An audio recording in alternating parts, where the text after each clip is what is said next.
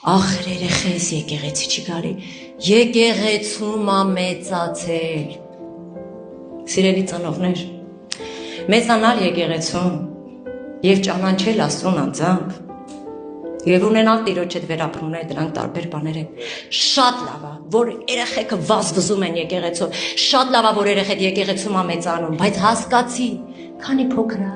ուզածդ շորերը հագցնում ես, գնաս հորքուրի տուն, տանելու ես հորքուրի տուն, եկել ես եկեղեցի, բերել ես եկեղեցի, բայց դա չի նշանակում, որ ես երեխեն Աստծու հետ ա հանդիպում։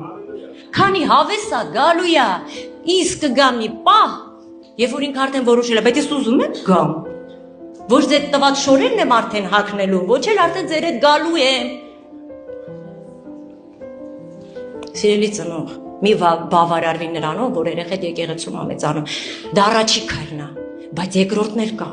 ցույց տուր նրան միշտ աղոթքի սենյակի դուռը, երբ որ մի բան ա ուզում, մի ասա, հա բալա ջան, կաղոթենք, ես է պապան քուրձու մոխիր, հեսա կահակնենք, դու գնա, զվարջացի, չէ,